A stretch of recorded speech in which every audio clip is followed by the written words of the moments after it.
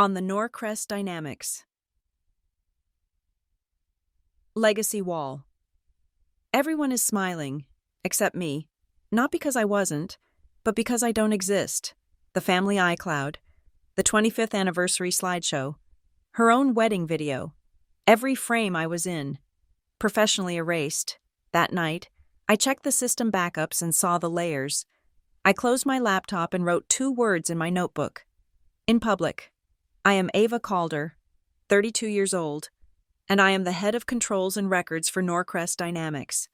Monday morning, the light in the Grayford headquarters atrium is the color of surgical steel. It's a manufactured, sterile blue, designed to promote productivity and scrub all shadows from the polished concrete floors. It buzzes at a frequency just below hearing, a constant, subliminal pressure. I'm standing on the mezzanine, coffee untouched in my hand, staring at the newly inaugurated Legacy Wall. It's not a wall, really. It's a 70-foot, 14K micro-LED seamless display, the flagship product of our own hardware division, installed to celebrate the people who built Norcrest. Right now, it's synced to the company-wide town hall, broadcasting to all 47 domestic offices. My feet hurt. I chose the wrong heels for a day that started with an erasure. The town hall slideshow is running.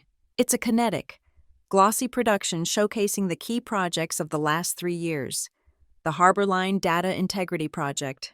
I led that. I was the one who found the vulnerability in the ingestion pipeline.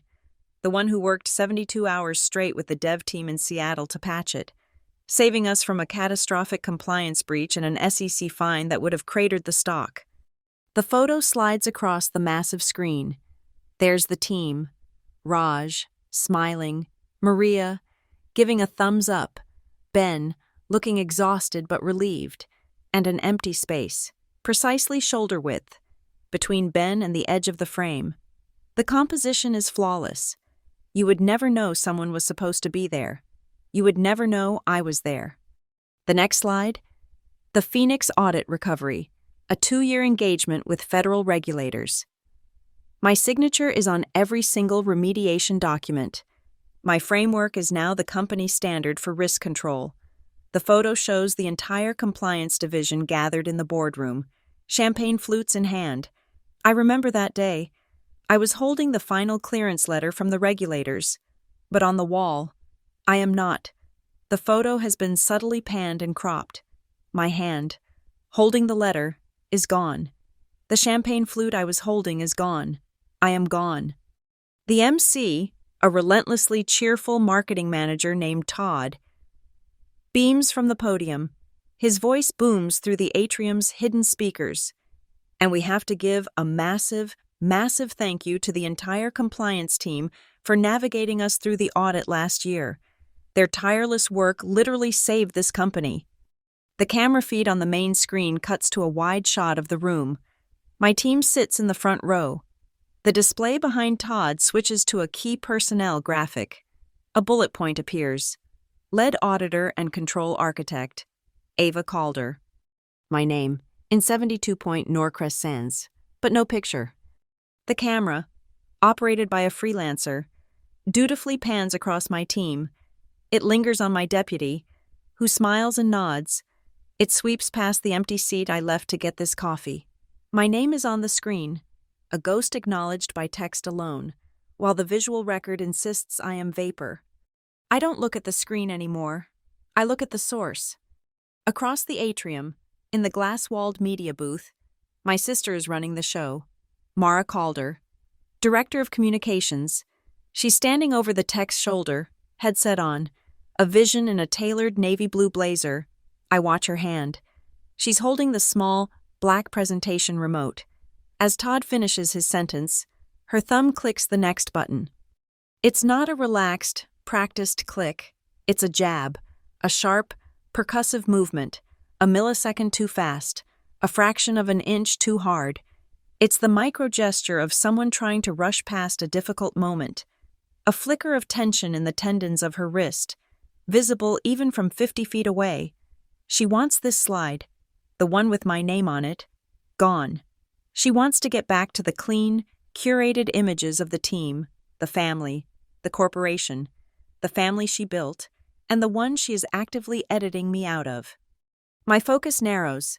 To my left, a junior comms coordinator has her laptop open, angled away from her body. The internal Slack channel for the comms team is visible. A new message from Mara C. pops into view, sent 2 minutes ago.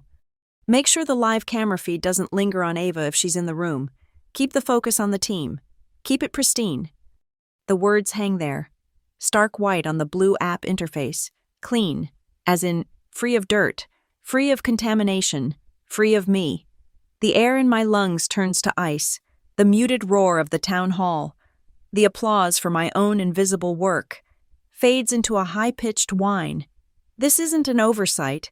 This isn't a mistake, a cropping error, an unfortunate layout choice. This is a directive, a systematic, deliberate, professional erasure.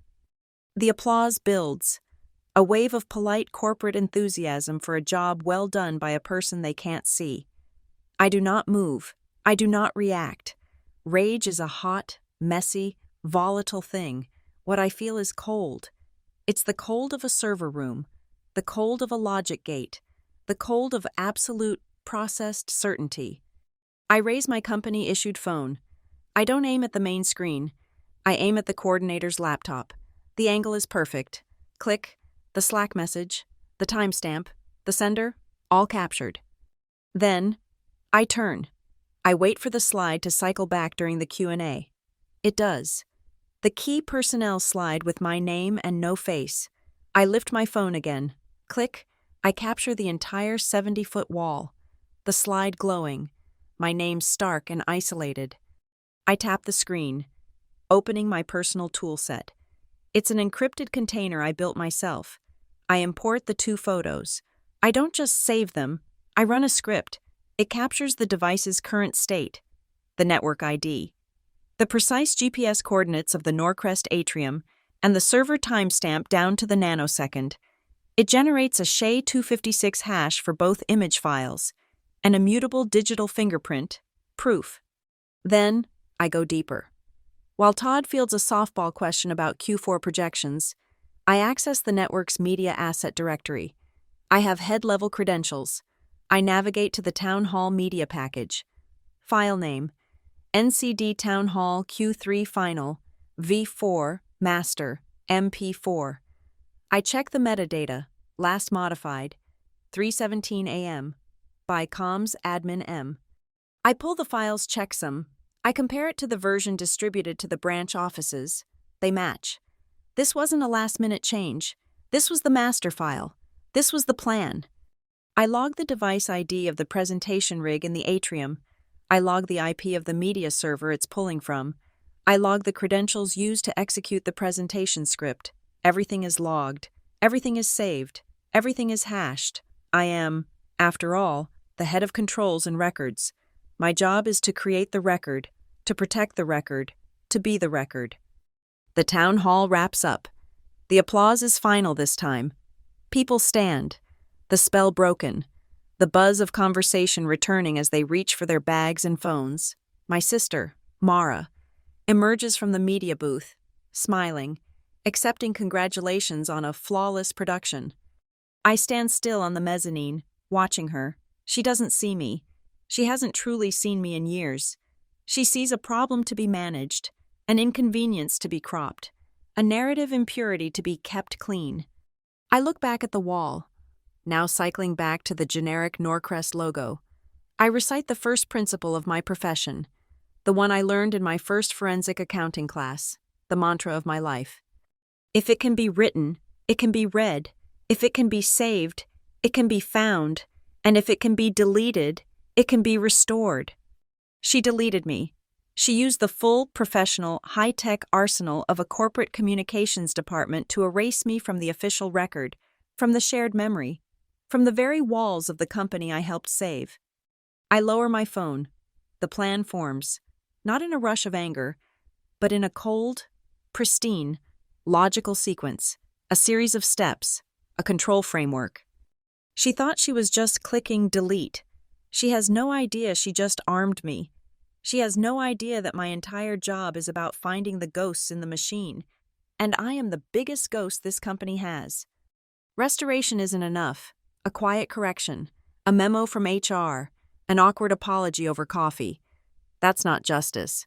That's just sweeping it under a different rug. Erasure is a public act. It's a statement made to an audience. I'll restore the record, but I'll do it my way. When I restore myself, it won't be in a quiet email. It will be in front of everyone. It will be on that 70-foot screen. It will be in front of the board, the investors, and the entire company. When I put myself back in the picture, I will do it in public, and I will burn the whole wall down while I do it. The amplified sound of polite applause for my own invisible work fades, but the silence that follows has a weight. I'm still standing on the mezzanine, the coffee in my hand now cold. The atrium's manufactured blue light, so sterile and sharp, feels suddenly familiar. It's the color of a winter sky in Westridge, the suffocatingly perfect suburban town we grew up in.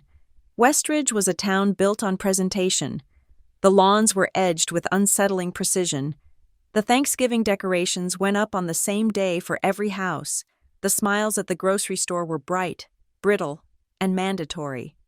Our family fit right in. My mother, Diane, was the chief curator of the Calder family image, the executive producer of our lives, and she had, from our earliest days, assigned us our roles. She had a saying, one she polished like old silver and brought out at every family gathering. "Mara," she'd say, smoothing my sister's bright, blonde hair, her voice full of a proprietary warmth. "Has the media face?" Then her eyes would find me, the quiet one in the corner with a book, a brief, appraising glance. And Ava. Ava has the notebooks. It was never a compliment. It was a designation, a casting memo.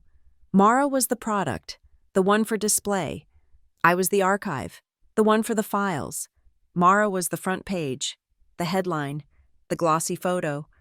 I was the fine print, the legal disclaimer, the terms and conditions nobody ever reads.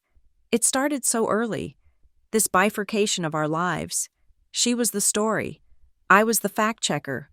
And she learned very quickly that the story is always more powerful than the facts. The first time Mara professionally, deliberately, erased me, I was 15. She was a junior, already the editor-in-chief of the Westridge High Yearbook.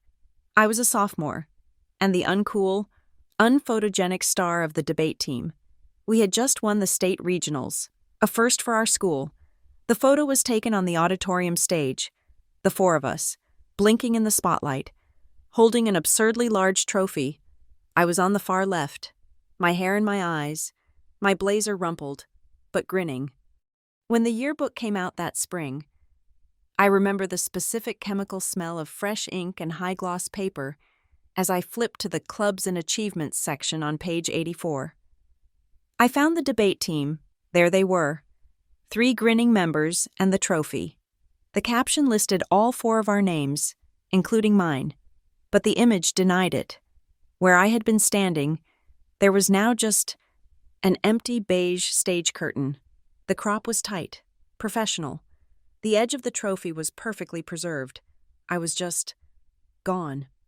I found her in the yearbook office, which smelled of rubber cement and stale coffee. She was already planning the next year's layout, wielding an X-Acto knife with practiced ease. I held the book open. "Why did you cut me out?" She didn't even look up. "The composition was off. Ava," she said, her voice breezy, as if explaining a typo. "You were creating a tangent with the proscenium arch. It threw off the visual balance. It looked better this way." It wasn't malice, not then, or at least, I didn't recognize it as such. It was, in her mind, an aesthetic necessity. I was visual clutter. I was a tangent. I ruined the line. I didn't argue. I didn't cry.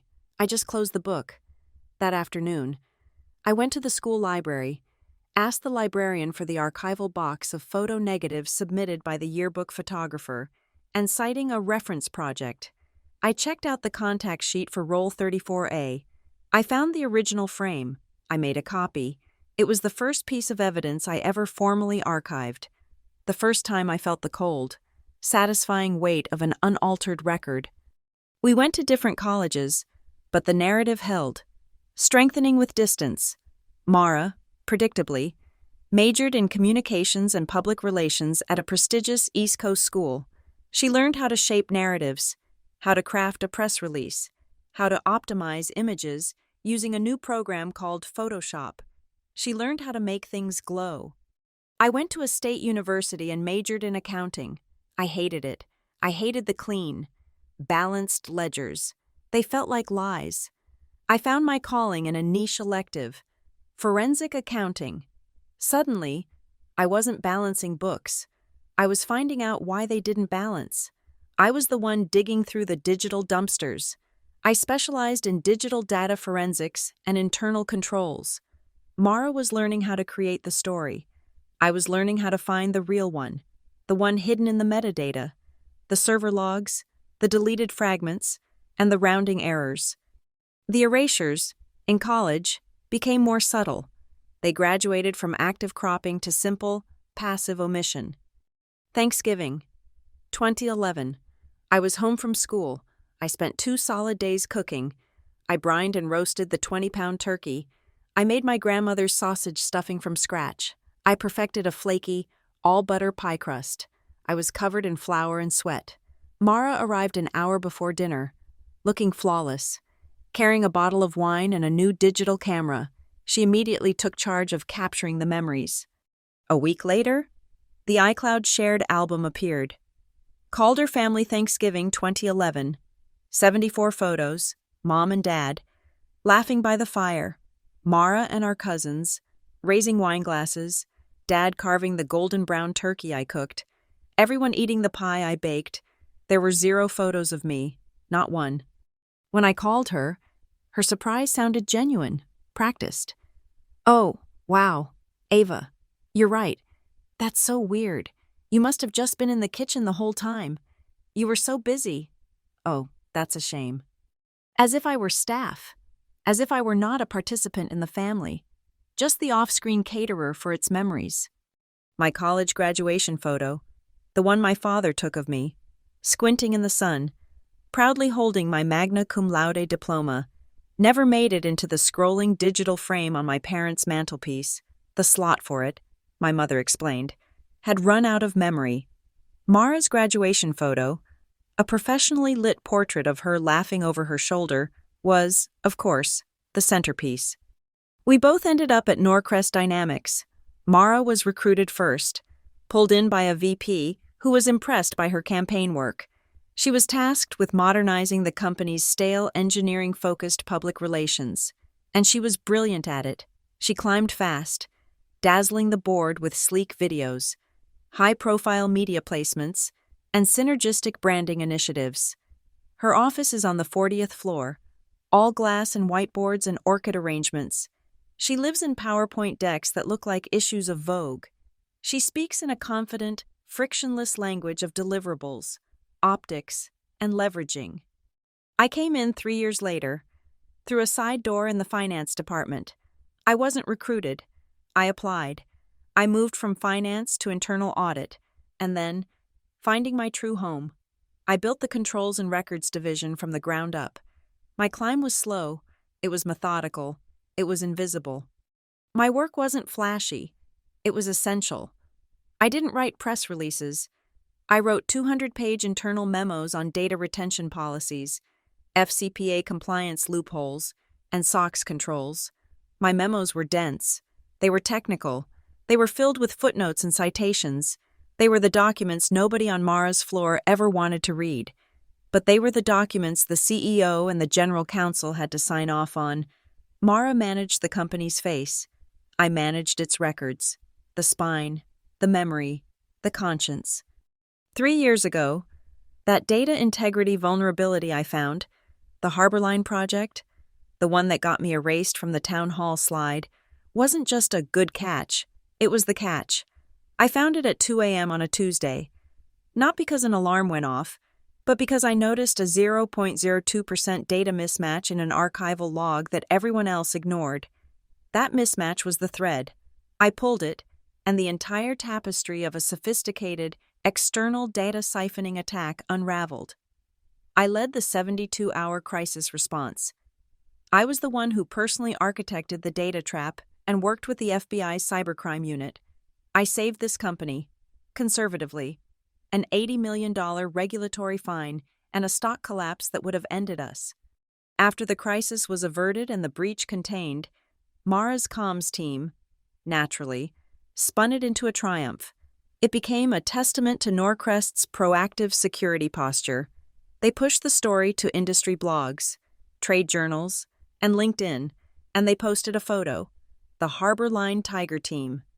There they were, Raj, from engineering, Maria, from legal, Ben, my own deputy, all smiling, looking heroic and relieved, gathered in the main boardroom. I wasn't in it. When that photo was taken, I was 3 floors below, in the cold aisle server room, asleep on a rolling chair, my laptop still running diagnostics in my lap. "We tried to get you, Ava," Mara had told me later, touching my arm with that synthetic, airy pity she reserves for me.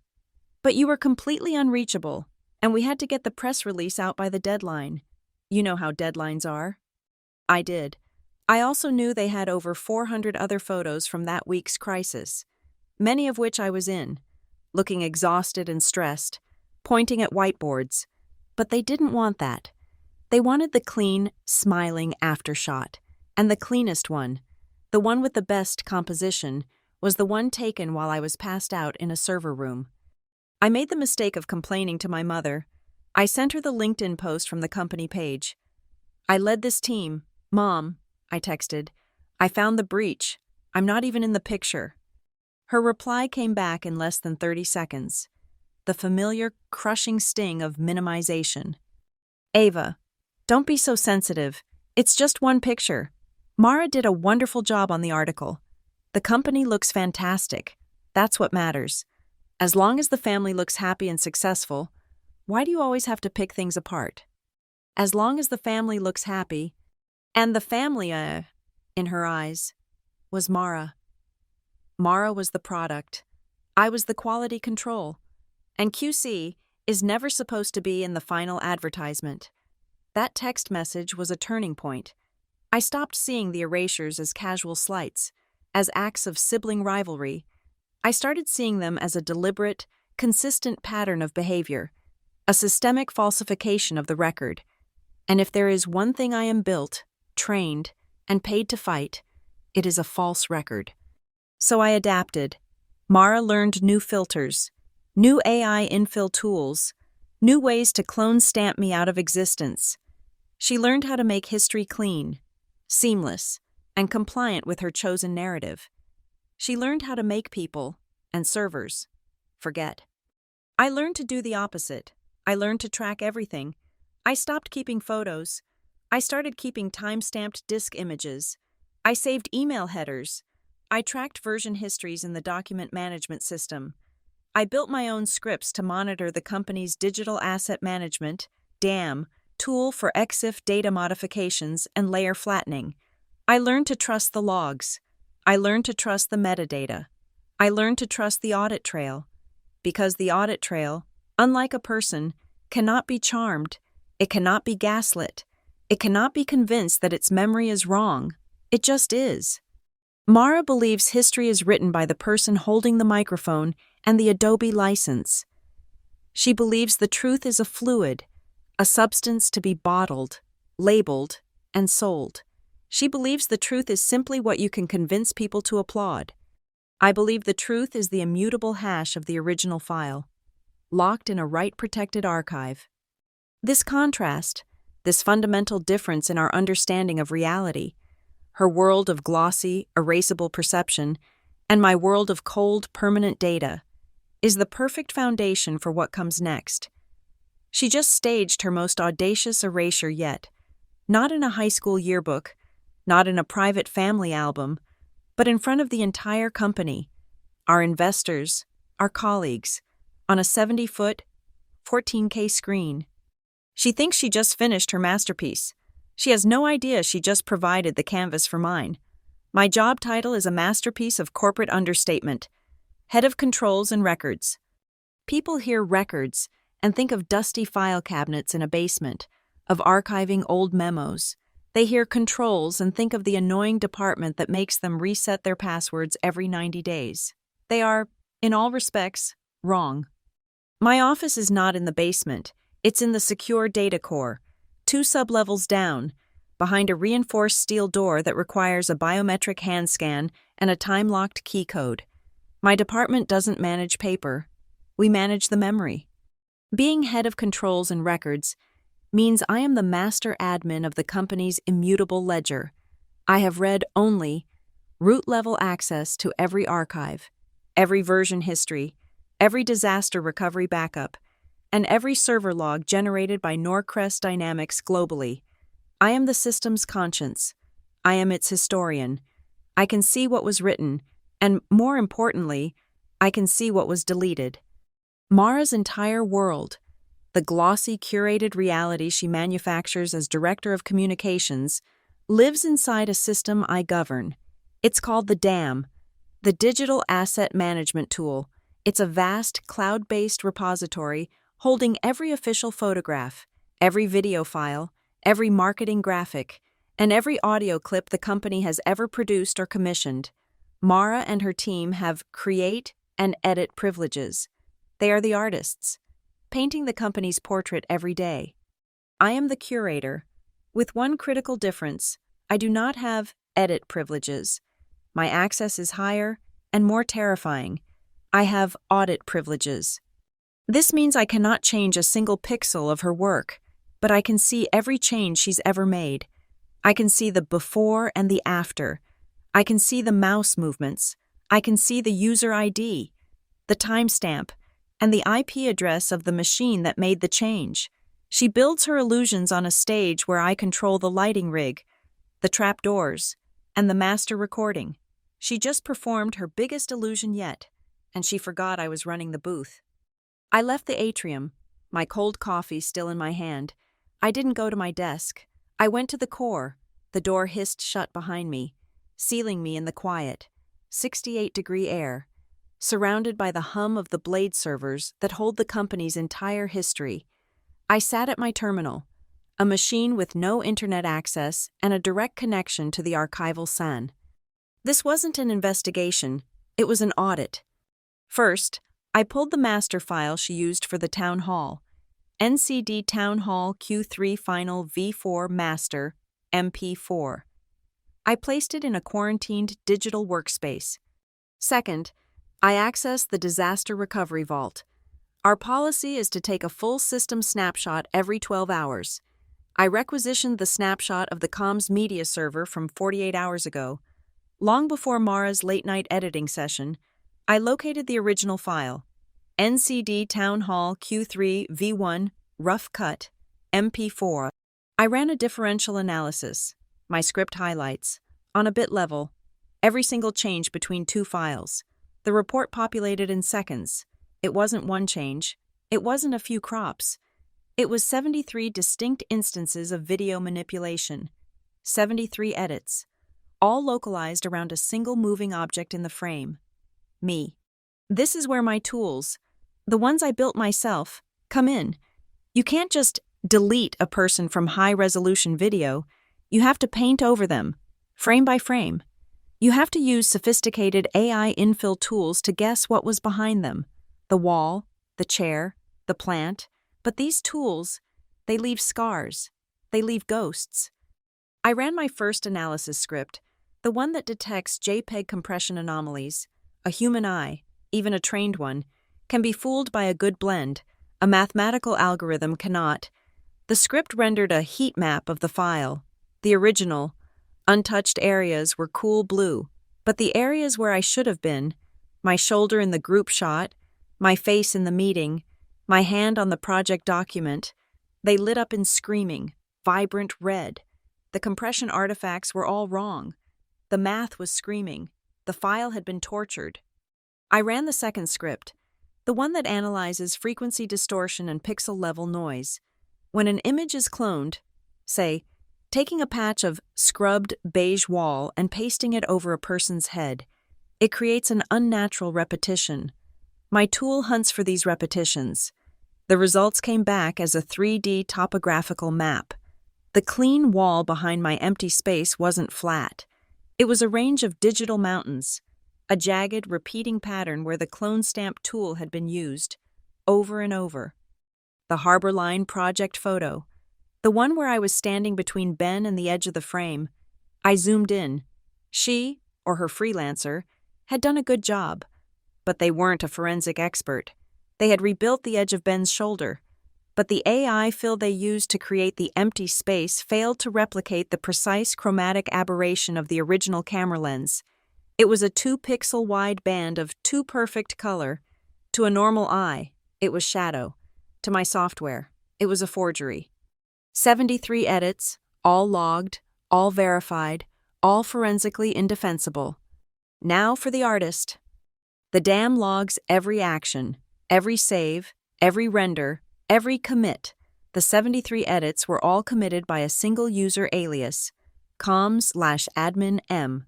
This was a generic admin account for the comms department, used for high-level render jobs. But the alias isn't the real identity. The real identity is in the single sign-on, SSO logs, which my department also controls. I cross-referenced the timestamp of the edits, 3:17 a.m., with the SSO authentication server. At 3:16 a.m., user Mara, Calder authenticated via SSO, with administrator-level assume role credentials, to become comms/admin_m. The authentication was tied to a hardware ID, a 16-inch MacBook Pro, serial number C02XG4P1ML, Mara's company laptop. She hadn't just ordered the erasure. She had personally, digitally, executed it. This technical signature, the specific blend of clone stamping, AI infill, and edge feathering, was familiar. I had seen this style of artwork before. I swiveled in my chair to my personal machine, air-gapped from the internal network. I logged into the Calder family iCloud account. She had never removed me. My mother's keep the family happy mantra presumably extending to a shared 2 TB storage plan. I navigated to the shared albums. Thanksgiving 2011. Mara's wedding. Calder Christmas. I downloaded the originals of 3 photos I knew I had been in. The Thanksgiving photo, where I'd cooked the meal. The wedding photo where I stood 2 feet from her as a bridesmaid. The Christmas photo where I was sitting by the fire. I loaded them into my forensic sandbox. I ran the exact same scripts. The results were identical. The same jagged mountains of clone stamping. The same telltale heat map of compression forgery. She had been practicing on me, on our family history, for a decade. She had refined her technique, graduating from the clumsy high school yearbook crop to corporate-level digital warfare. And then, I found the mistake, the one thing that ties the personal to the professional. In the corner of her wedding photo, where she had edited out my dress train to simplify the altar, she had been sloppy, in the deep shadow of a pew. I found a 20-pixel-wide graphical artifact, a watermark. It was the faint, semi-transparent logo for Object Remove Pro, a niche, expensive, third-party Photoshop plugin, a plugin Norcrest Dynamics does not license, a plugin she must have bought with her own money for her personal use, and then installed on her company machine, a violation of IT policy. She had used the same tool, the same signature, to erase me from her wedding and to erase me from the company's legacy wall. She had just crossed the streams. She had used a personal, unauthorized tool on her work machine to falsify a corporate record.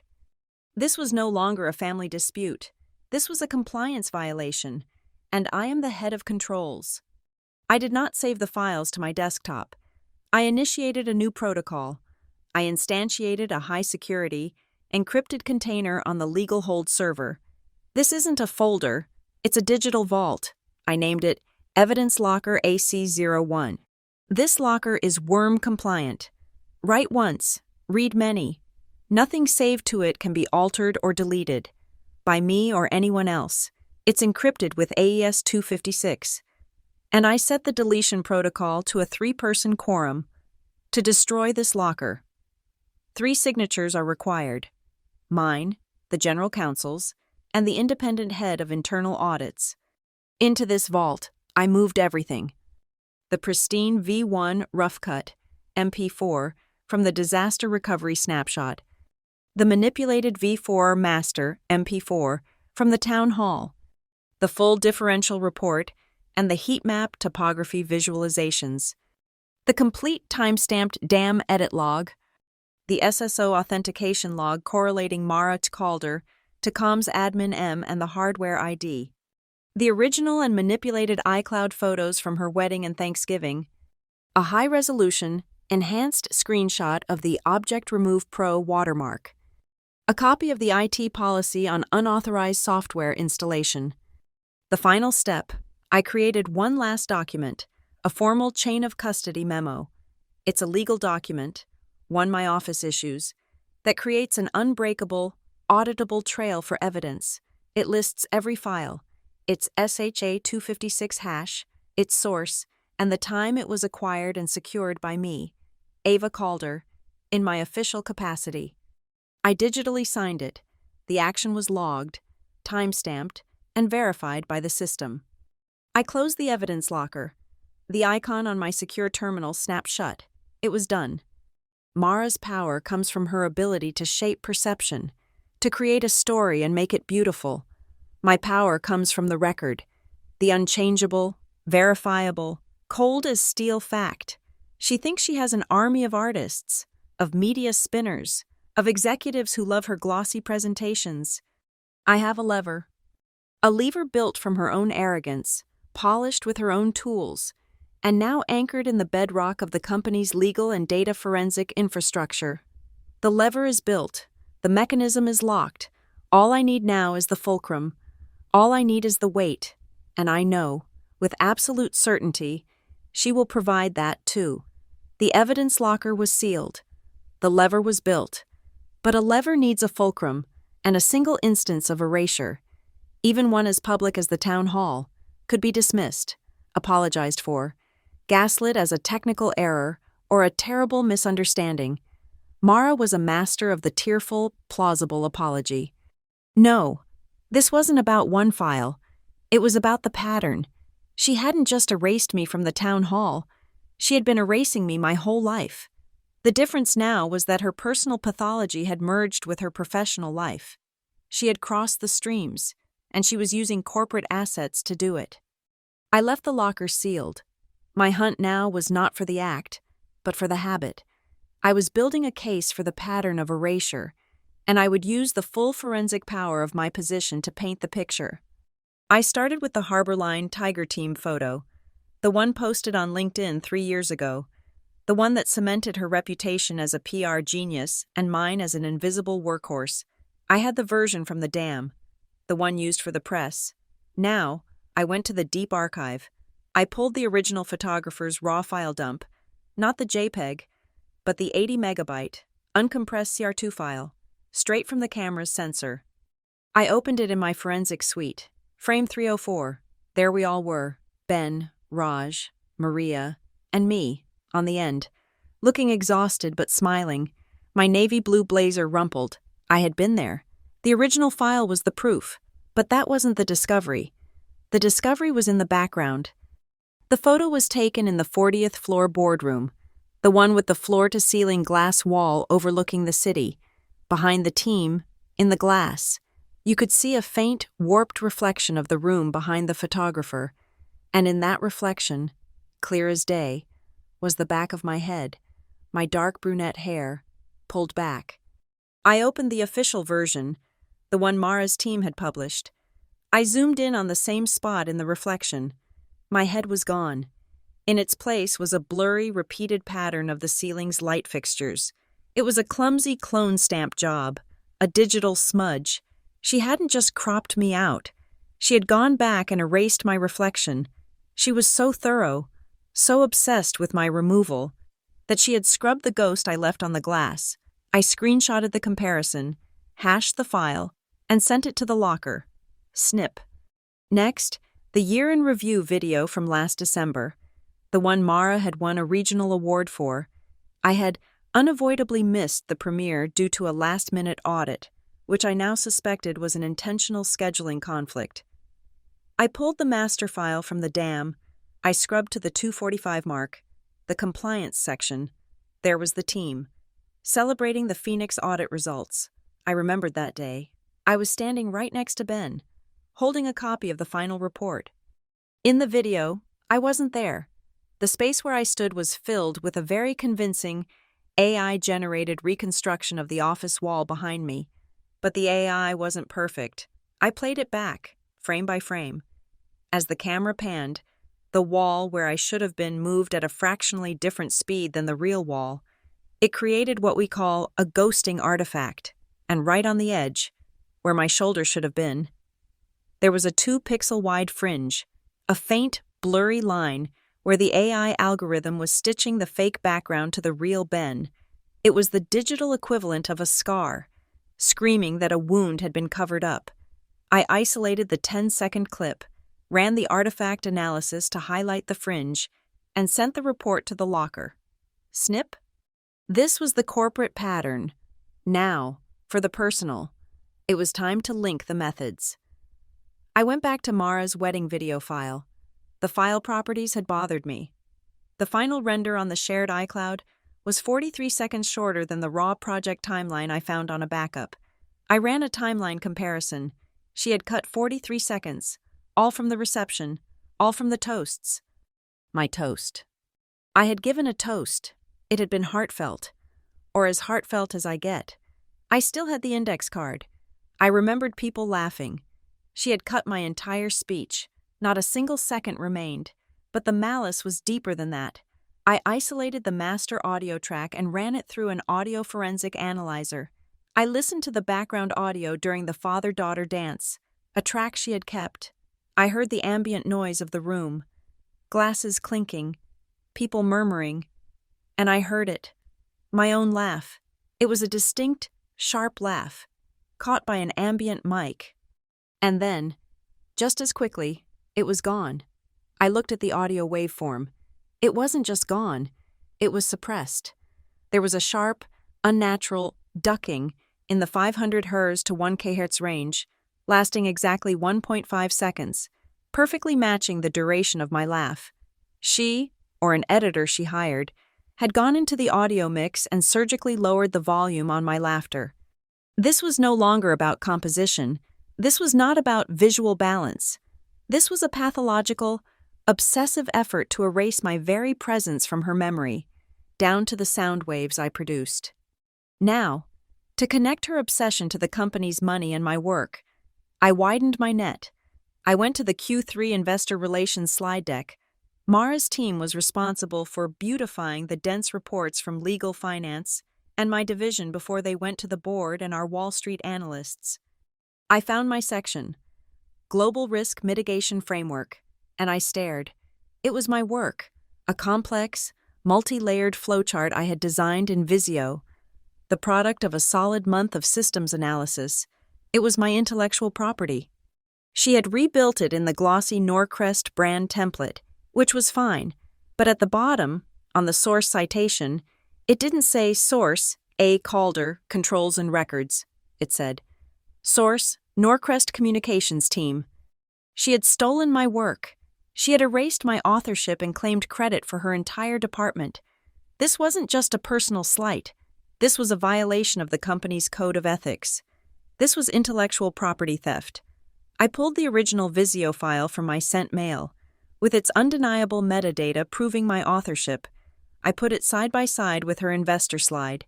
I sent it to the locker, snip. The final piece. How was she doing this?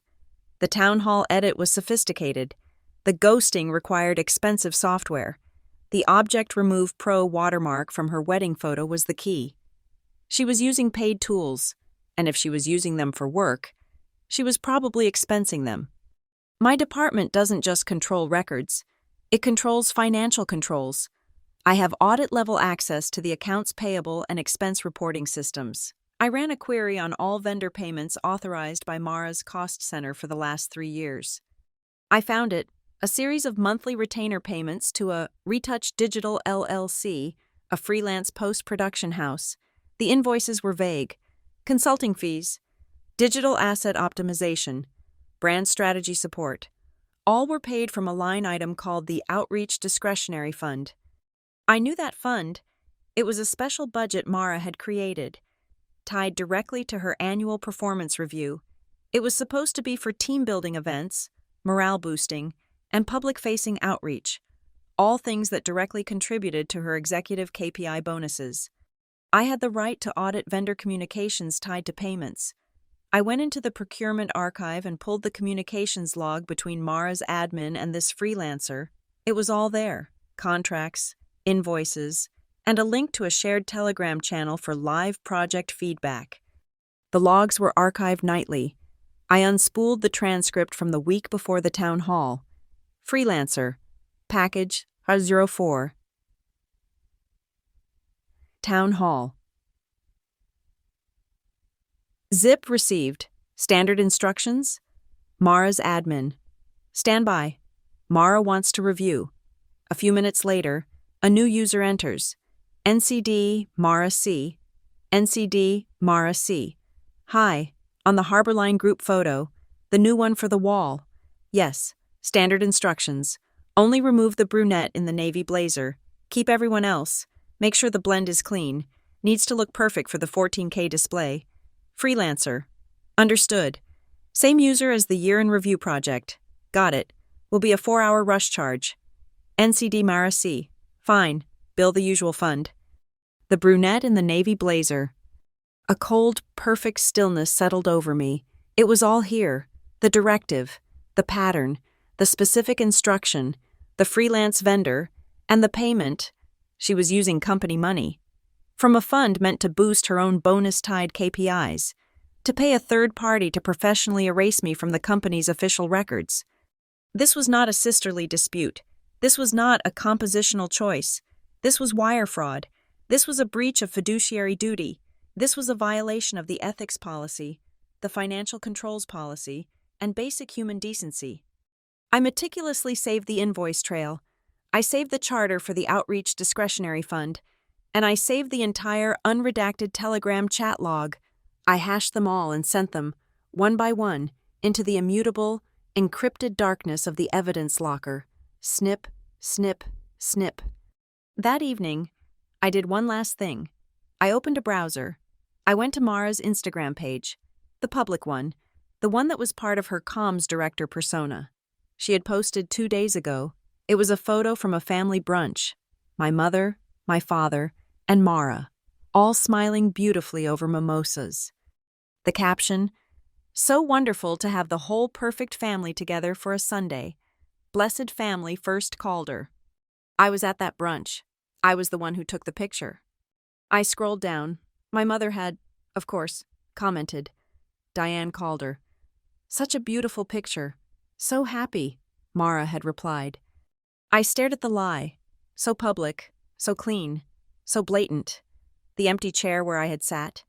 The extra coffee cup just out of frame. The cheerful, sociopathic performance of it all, validated by our own mother. I right-clicked. Save page as. I captured the post, the comments, the likes. I hashed the file. Every time she erased me, she created a log. Every time she lied, she left a digital trace. Every sanitized photo, every edited video, every falsified expense report was a new link. She had spent a decade forging a chain to bind me, to make me disappear. She had no idea that I was the one holding the other end. And this chain, the one she built with her own hands, would feel heaviest right when the spotlight she craved was at its absolute brightest. My evidence locker was full, sealed, and forensically perfect, but it was also static. It was a digital tomb, a monument to the truth, but unseen. Mara lives in the world of the public, of the scene. Her power is derived from the spotlight, I knew, with the cold certainty of a systems architect, that a quiet report to HR or the general counsel would be buried. Mara would spin it. She would cry. She would apologize for the terrible misunderstanding, for the overzealousness of her team. It would become a personnel matter, and I would be labeled the sensitive, vindictive, uncollaborative one. No, erasure is a public act. Correction must be public. If the stage she used was the 70-foot legacy wall, then that is the stage I would use for the final act. But I couldn't just take it. I had to make her give it to me. 2 weeks after the town hall, I scheduled a 30-minute meeting with our chief operating officer and Mara. I presented a single slide. The legacy wall, I began, my voice flat and technical, is currently running a 90-second brand loop. It's dead air. We are failing to capitalize on a 70-foot, multi-million-dollar asset. I have a proposal. I called it Faces of Norcrest. The pitch was engineered to perfection, designed to press the 2 specific buttons that made my audience function. For the COO, I pressed data. We link the wall directly to our HRIS and our internal kudos recognition platform, I explained, pointing to a clean flowchart. An employee in the Seattle office closes a deal. Their manager hits the kudos button. Within 30 seconds, that employee's face and their achievement are broadcast across the Grayford atrium and all satellite offices. It's dynamic, it's data-driven, and it turns our abstract HR platform into a tangible, visible reward system. It increases engagement, and we can track the metrics. The COO, a man who lived for measurable KPIs, leaned forward. Metrics, he repeated. Real-time public recognition tied to performance data. I like it. I like it a lot. Then, I turned to Mara. For her, I pressed narrative. Of course, I said. This is a data initiative, but its success is a content initiative. It needs to look beautiful. It needs to tell a story. I watched her posture change. She had been sitting back, arms crossed, suspicious. Now, she was listening. This system will feed the content, but the comms team, I said, would, naturally, be the curators. You would control the aesthetic, the templates, the brand voice. You would have final approval on the narrative. I had offered her the one thing she cannot resist, control of the story. This is a fantastic idea, Ava, she said, her smile bright and proprietary. She was already seeing the press release, the award she would win for most innovative employee engagement. A brilliant way to leverage our assets. Comms will happily take the lead on the user-facing experience. Perfect, I said. My team will just handle the boring part, the back-end data pipes. We'll build the CMS integration and just pass the keys to your team. The COO approved the project on the spot.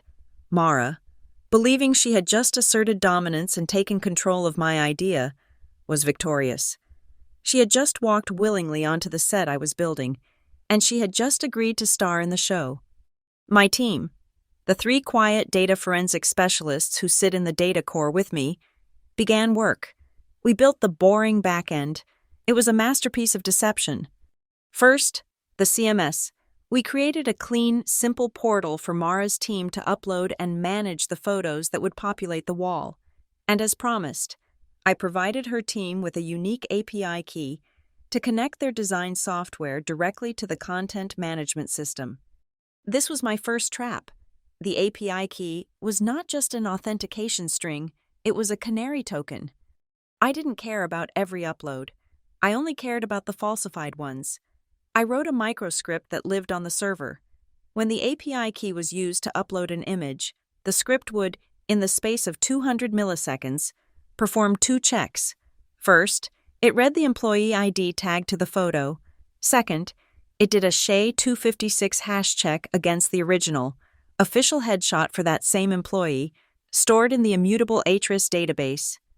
If the hashes matched, the photo was clean. It was uploaded. The script went back to sleep.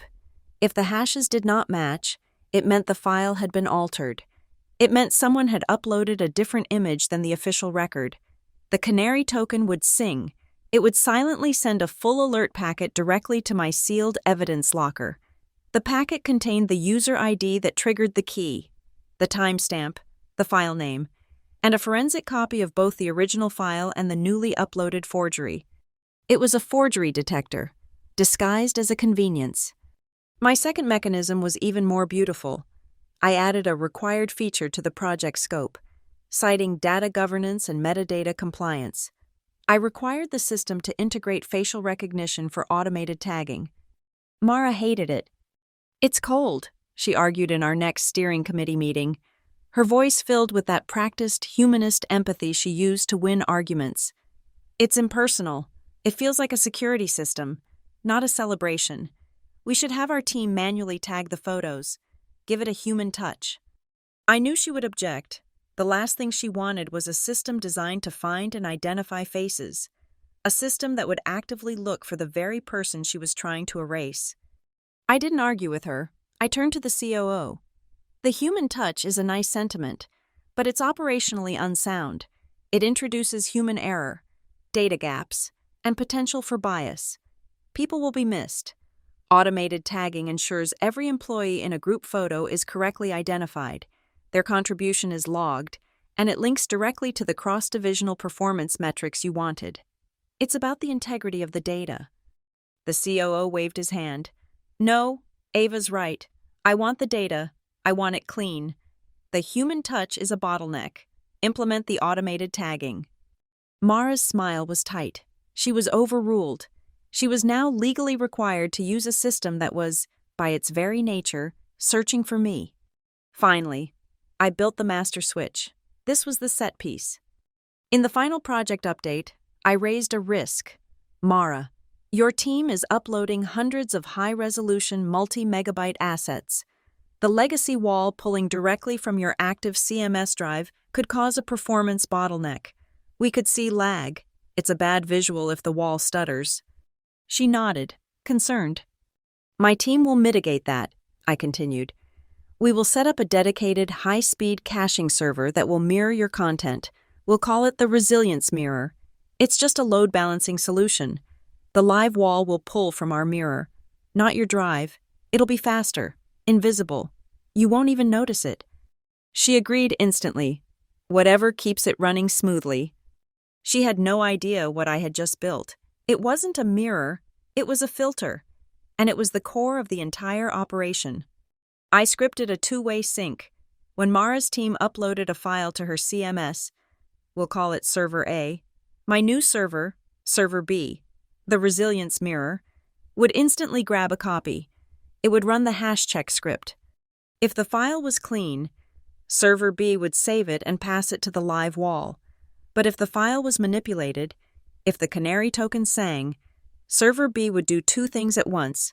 It would save her forged version, logging it as evidence, and it would simultaneously pull the original, unaltered file from the HRIS archive. My Server B now held both realities, the lie and the truth. I built myself a simple admin console. It was hidden deep in my own departmental tools.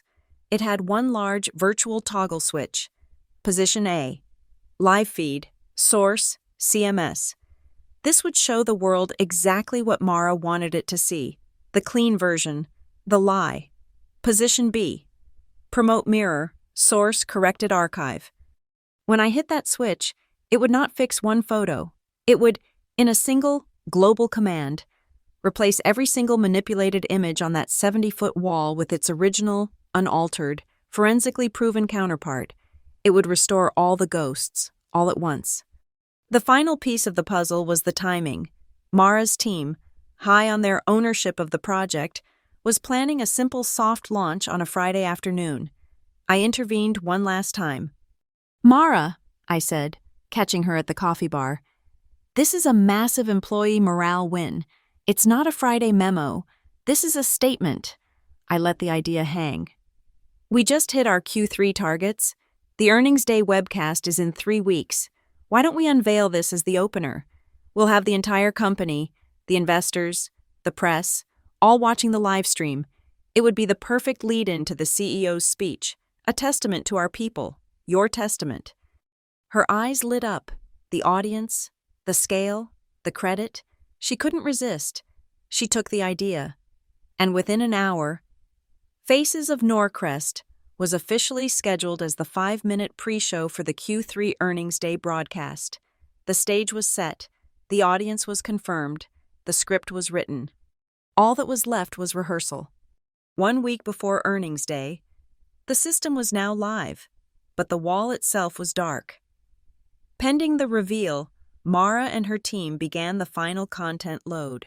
They were optimizing and uploading the hundreds of photos that would be featured. I was in the data core. My terminal was open, the canary log waiting. For the first hour, silence. They were uploading new, approved headshots. Then, it came. A silent, single line of text in my log. Alert. Hash mismatch. File. Harborline a Tiger Team 01.jpg. User, M. Calder. Action. File substituted. Original hash, 0x. New hash, 0x. My canary. It was singing. I checked the mirror server. There it was. Her forged version, with me erased, and sitting right next to it, the original raw file, pulled from the archive, tagged, and ready. Then another, alert, hash mismatch, file, Phoenix Audit Group, JPG. And another, alert, hash mismatch, file, Holiday Party, 2023 JPG. The pings came in, one after another, a cascade of silent, digital screams. She wasn't just uploading new photos. She was using her admin rights to go back, to clean up the existing archive, replacing the originals with her preferred, AVA-free versions.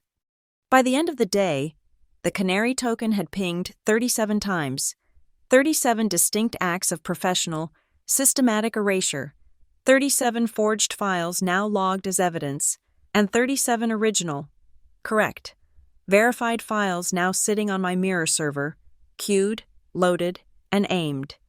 She thought she was curating a wall of celebration. She had no idea she was loading a weapon. She had no idea she had just handed me the switch. The legacy wall was ready, so was I. The canary tokens had sung 37 times. The resilience mirror was primed. The stage was set for earnings day, T-minus 48 hours. But a public execution, however satisfying, is not the same as a permanent, legal victory. A switch can be flipped back. A narrative can be respun. What I had was raw data. What I needed was a case. For the next 24 hours, I did not go home. I sealed myself in the data core and began the methodical process of transforming my evidence locker from a simple repository into an airtight, board-level, prosecutorial-ready dossier. This was no longer an IT audit. This was an indictment. My style is not Mara's. She deals in emotion and narrative. I deal in receipts, and I had a mountain of them. First, I standardized the evidence. I created a master document, a formal report numbered ACL-WB-001. The WB stood for whistleblower. Each of the 37 canary pings was logged as a separate incident, each with its own forensic appendix. I began with the money. This is where you always begin. I pulled the charter for Mara's Outreach Discretionary Fund. I highlighted the clause stating it was for the promotion of Norcrest team building and external brand morale. Then, I cross-referenced the payment ledgers. I printed the finalized contract with Retouch Digital LLC. I printed the itemized invoices, and I printed the full, unredacted Telegram chat log. I laid them out, not just digitally, but on the large, sterile white conference table in my office. The contract, monthly retainer for digital asset optimization. The Telegram log, only remove the brunette in the navy blazer. The invoice, 4-hour rush charge for town hall asset optimization. The payment stub, approved. Source, Outreach Discretionary Fund. Auth, M. Calder. The loop was perfect. A fund intended for morale was being used as a slush fund to pay a third party to remove me, a specific employee, from corporate records. This wasn't a creative choice. This was a falsified business expense. This was fraud. Second, I moved to the forensic proof. I didn't just list the 37 files. For each incident, I generated a visual, 2-page report that even a non-technical CEO could understand. Page 1. The before-after. The original file on the left. Her manipulated version on the right. Page 2. The proof. I rendered the JPEG compression heat maps. The cool, stable blues of the original. The screaming, artifact-filled reds of her forged sections. I rendered the 3D topographical maps showing the digital mountains of her clone stamping. I included the extracted EXIF and XMP metadata, showing the original camera data versus her edited with Object Remove Pro software tag. It was a stack of 74 pages of pure mathematical truth. It was irrefutable. Third, I needed the human element, the intent. The Telegram logs were from her admin, or her, but I needed to show the pattern was pervasive. My team, in its governance role, archives all chat logs from temporary or intern accounts for compliance purposes. I ran a query on the comms department's intern pool from the last 6 months. I found it, an exit interview chat log between an HR generalist and a summer intern who had worked on Mara's brand team. HR: what was the most challenging part of your internship? Intern: honestly? The photo rules. I got in trouble a few times. HR: what rules? Intern: there was an unwritten rule. We were told not to put Ava Calder in any of the internal comms slides. I got a slide deck kicked back from Mara herself because Ava was in a group shot. HR: what was the feedback? Intern: just a red line comment. Please remove Ava from this frame. It's visually distracting. I was told by a manager to just keep her out of the shot from then on. For an easier approval process, I saved the chat log, highlighting the phrases visually distracting and easier approval process. I hashed the file. I added Exhibit C, witness testimony, to the dossier. I needed more. I needed to hear her. My department also manages the archival storage for the media production suites. For quality control and asset recovery, the system automatically records and logs audio in the editing bays. I ran a search on Mara's user ID against the editing bay access logs for the day before the year in review video was finalized. She had badged in at 10:13 p.m. She was with the freelance video editor. The system log showed the project file, YR-V12 final, was open. I pulled the corresponding audio archive. For 20 minutes, it was just the click-clack of a keyboard, the whir of the render farm. Then, the editor's voice. Okay, I think I got the last stabilization done. The compliance section is clean. Mara's voice, cool, clear, and unmistakable. Wait, go back. Frame 4305. A pause. The sound of a scrub wheel. Editor: what? This? The group shot? Mara: her, right there. A sharp tap, likely on the monitor.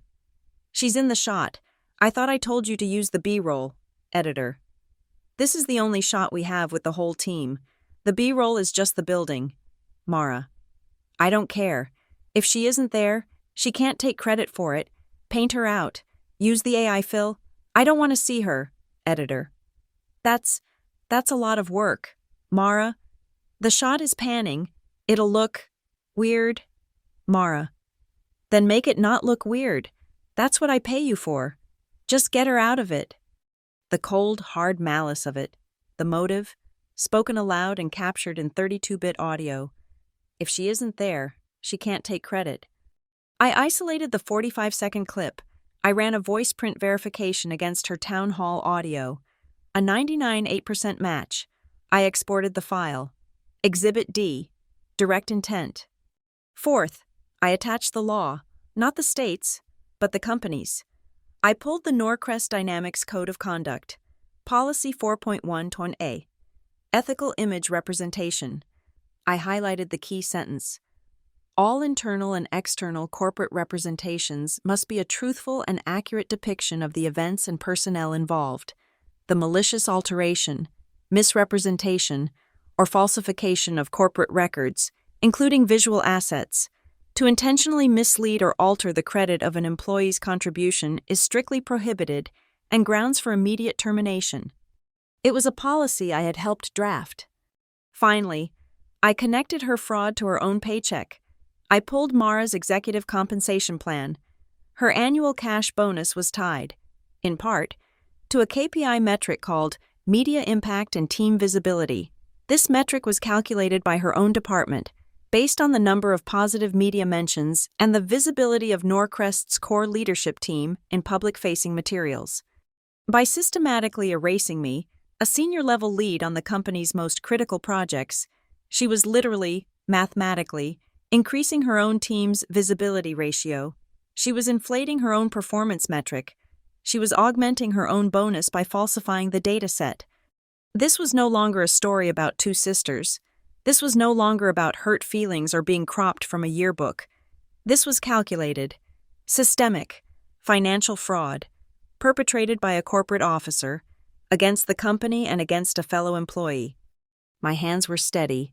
My breathing was even.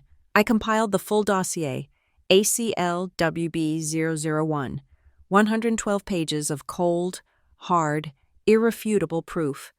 Section 1. Financial fraud. The fund. The contracts. The invoices. Section 2.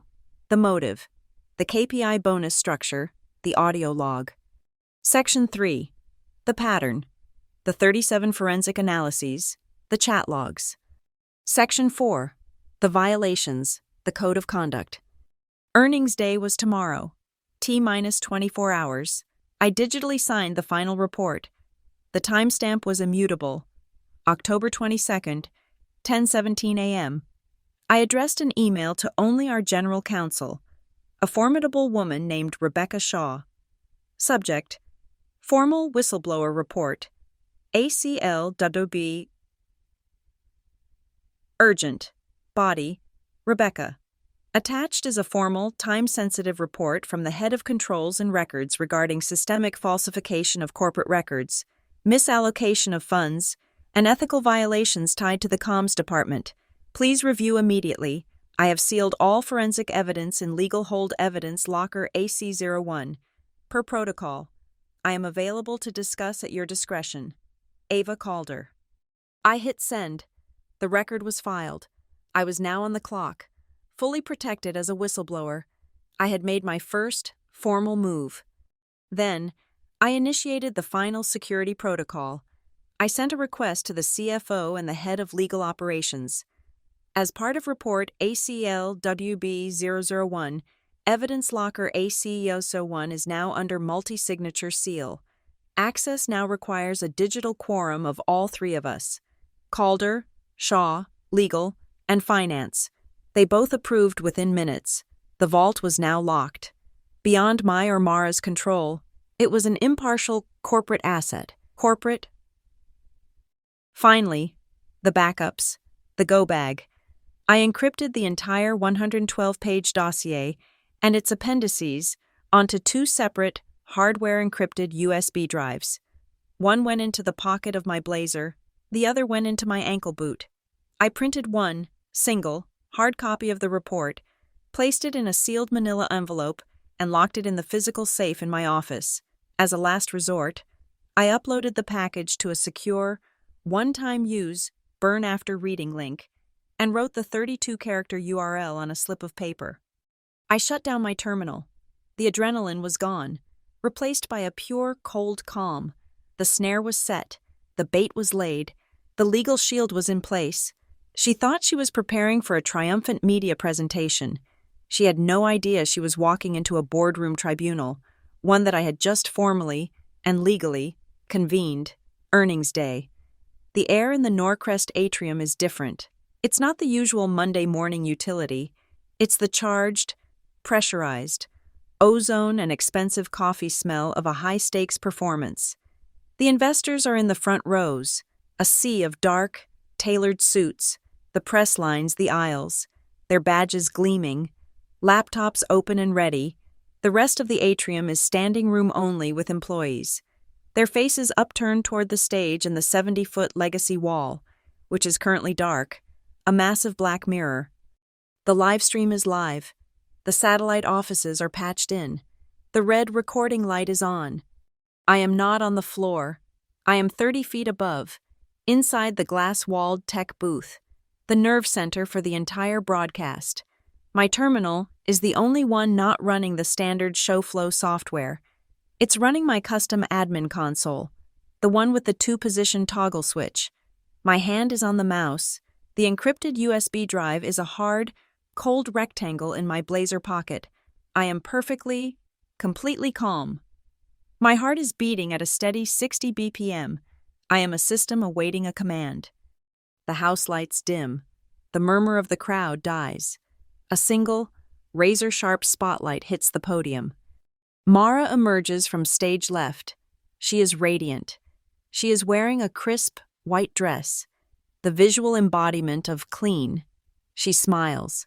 A wide, confident, 100-watt, media-face smile. She is at the absolute peak of her power, and she is drinking in the attention.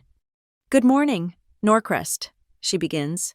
Her voice is a smooth, practiced alto, filling the vast space. She talks about Q3 performance, about synergy, about the future of the brand. She is flawless. "But we all know," she continues, pacing the stage, "that a company isn't just a stock ticker, it isn't just a logo. A company is its people." She gestures to the massive, dark screen above her. "Norcrest is a story, written by every one of us. It is a legacy, and today, we are so proud to unveil Faces of Norcrest, a living testament to the people who build this company every single day. Norcrest is the faces you see here." That is her cue. In the booth, the tech director cues the feed.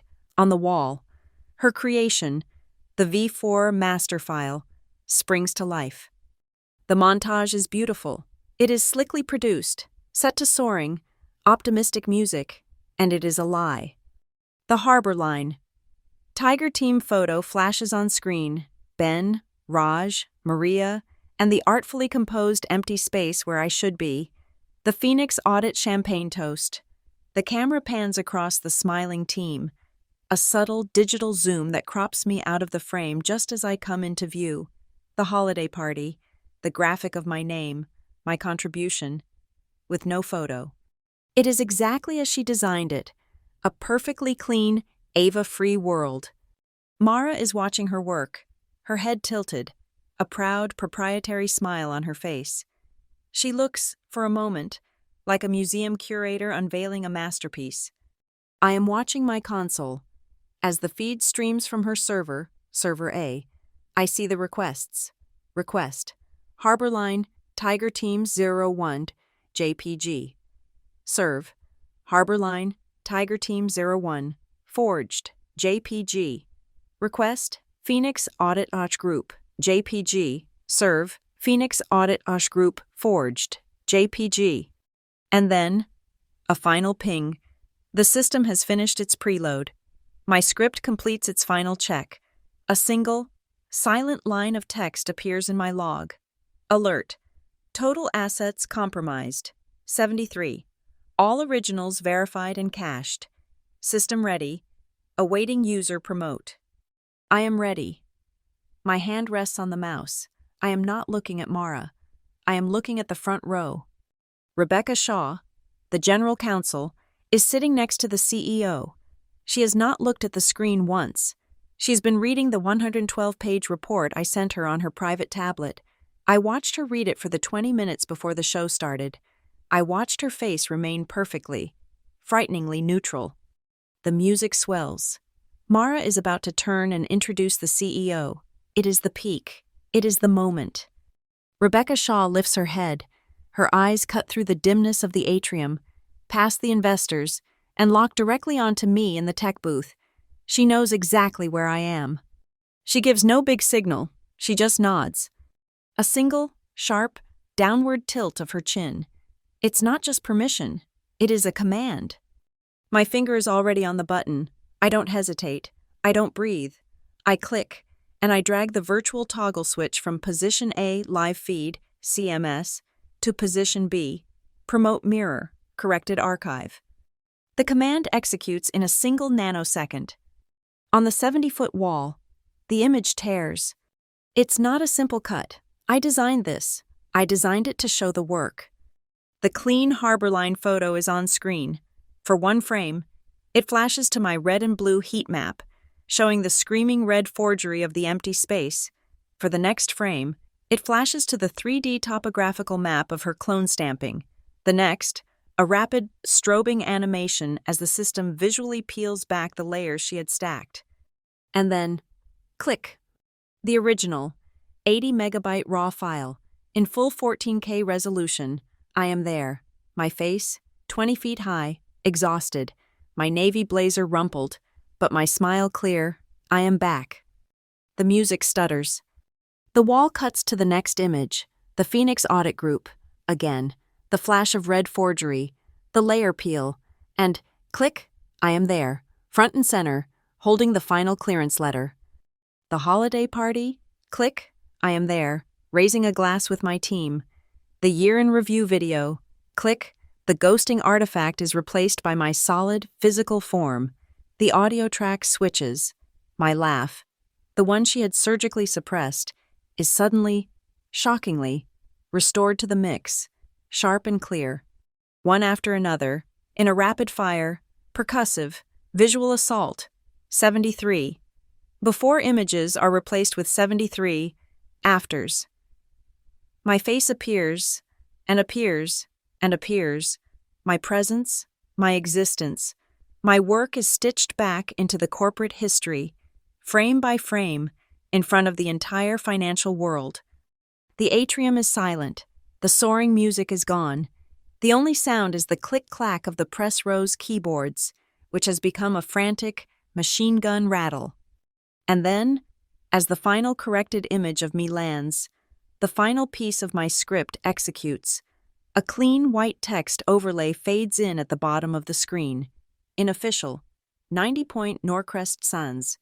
It reads, System Audit. Integrity. Check complete. 73 forged visual assets reverted to original file state. Source of manipulation.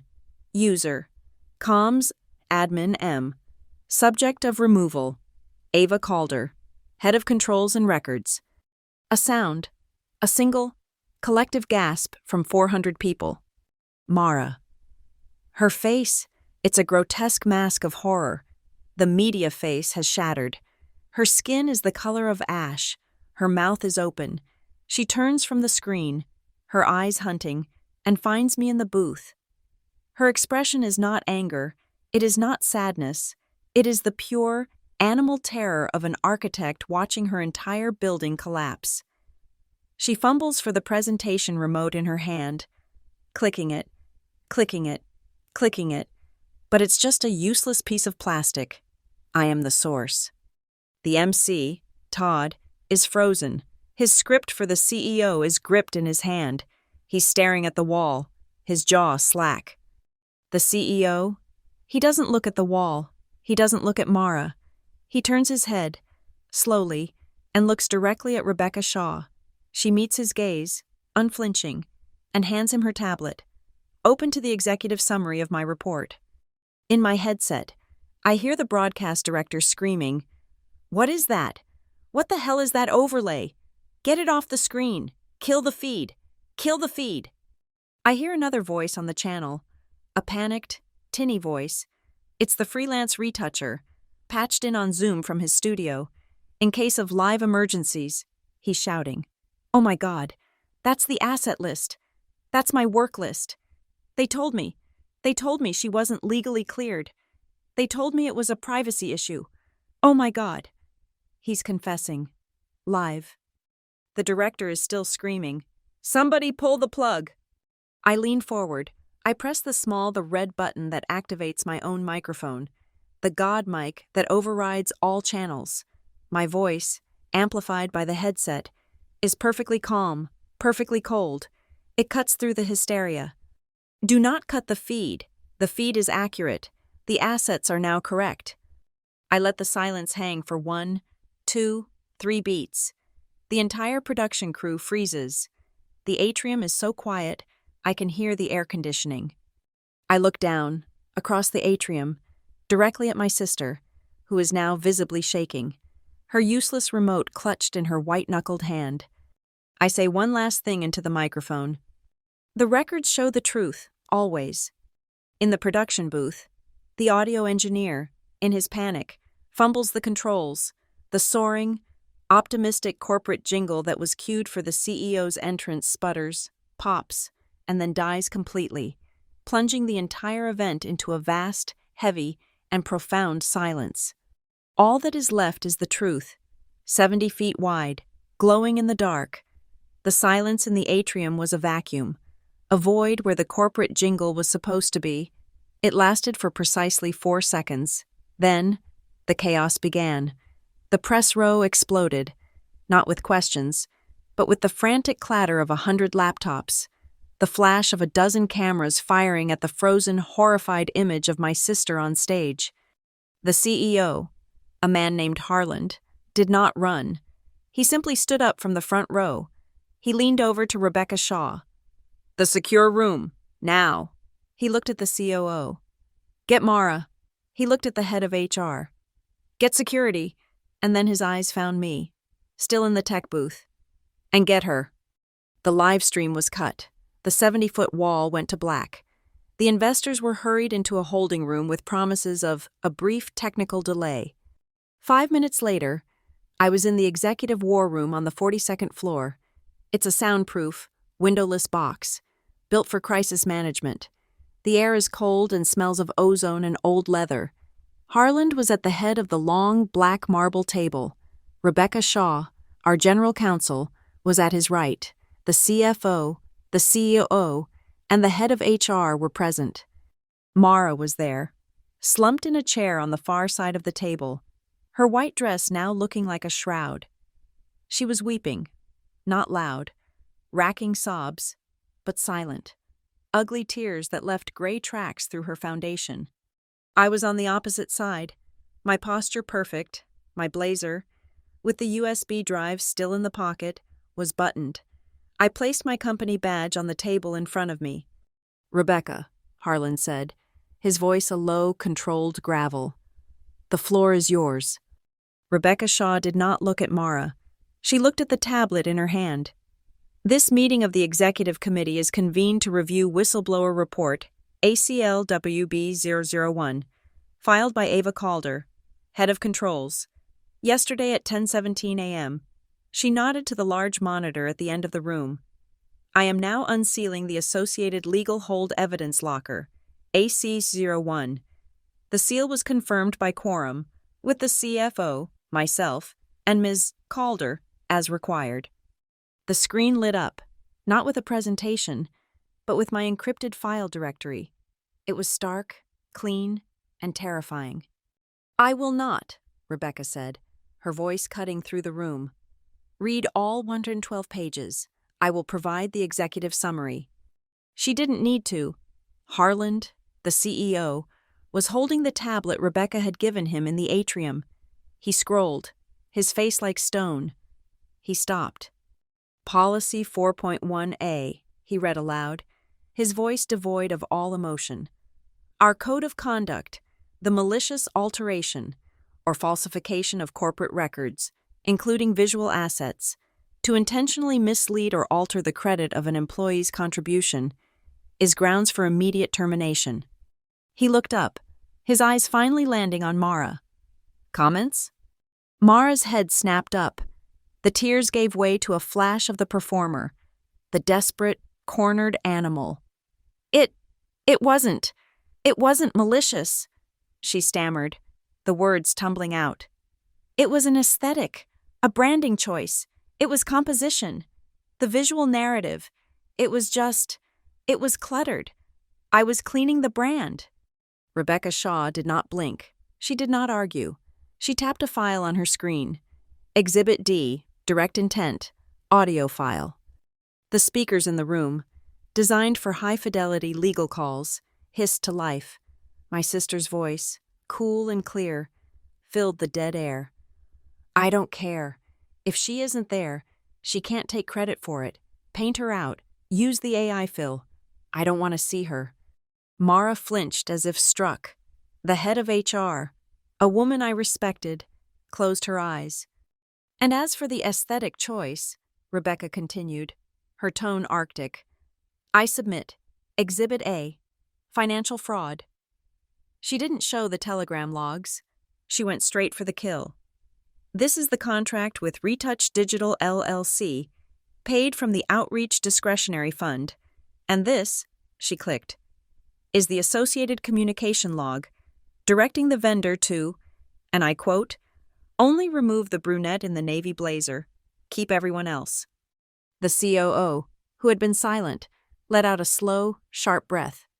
My God, Mara. This brings us, the CFO said, his voice joining the fray, to the financial implications. He was all numbers, no emotion. He projected his own screen, a complex Excel model. This isn't about aesthetics. Mara, this is about your bonus. He highlighted a cell. Your team visibility KPI, which you yourself sign off on, jumped 14% this year. That metric is calculated by dividing positive media placements by the number of core leadership personnel featured. He dragged his cursor over a list of names. A list from which Ava, a senior lead on Harborline, Phoenix, and 2 other keystone projects, was consistently absent. He pointed to the total. That 14% delta, Mara, is what pushed you from the Tier 2 bonus pool into the Executive Tier 1. It represents a pre-tax differential of $90,000. He looked at the CEO. This isn't bad aesthetics. This is index fraud. She falsified the denominator to inflate her own payout. The room was silent. The why was no longer a mystery. It was a number. $90,000. The head of HR, who had been typing furiously on her laptop, looked up. Her face was grim. Harland, she said, addressing the CEO. Per our active fraud investigation protocol, I have just received a system flag. As of 1 minute ago, all evidence has been confirmed by the General Counsel and the CFO. She typed one final command. I have no choice but to execute. User Mara Calder, all system access privileges, suspended, pending termination review. On the table, Mara's phone lit up with a push notification from IT, access denied. Simultaneously, the small green LED light on her company badge, the one sitting on the marble table next to her half-empty water glass, gave a sharp click. It turned solid, glaring red. The finality of it, the small, technical death, seemed to hit her harder than the audio. A small, strangled sound escaped her. Harland, the CEO, had listened to all of it. He had weighed the legal, the financial, and the ethical. He had processed the fraud. Now, he turned. He looked past his executive team, past his disgraced director of communications. He looked directly at me. His eyes were not warm. They were not apologetic. They were the eyes of a CEO looking for a solution. Ava. It was the first time he had used my name. You are the head of controls. You found this? You recommend the remediation. I had waited my entire life for this moment, not for the revenge, but for the acknowledgement, for the record to be set straight. I did not look at my sister. I looked at my CEO. My recommendations are as follows, I said, my voice as steady as the servers in my data core. 1. A full, immediate, and permanent restoration of all 73 falsified assets in all resolutions across all global company platforms, archives, and backups. The originals become the sole, immutable record. 2. A public, external-facing press release and a mandatory internal memo, issued by the CEO's office, correcting the record. It will state that the Faces of Norcrest presentation contained errors, and it will publicly restore all project credit for Harborline, Phoenix, and all other affected projects to the correct teams and individuals. 3. A full independent audit of the communications budget and the recalculation of the entire department's bonus pool for the last 2 fiscal years. And 4, I added, my eyes flicking to the CFO, the immediate activation of the executive compensation clawback clause, tied to the $90,000 fraudulent bonus payment, plus all associated costs for the investigation and remediation. I finished, that is the remedy. Harlan did not hesitate. Committee members, you've heard the recommendation. All in favor. Every hand went up. The CFO, the COO, Rebecca, the head of HR. The motion is approved. Unanimous, Harlan said. Legal will draft the press release. Finance will execute the audit and clawback. HR will proceed. He pressed a button on the console in front of him. The soundproof door hissed open. A man was standing there. He was not one of the friendly, blue-blazered lobby guards. He was from the corporate security detail, the team that handles asset protection and executive removal.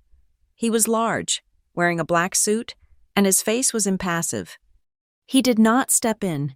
He did not move toward Mara. He simply stood in the doorway, his hands clasped, his presence filling the exit.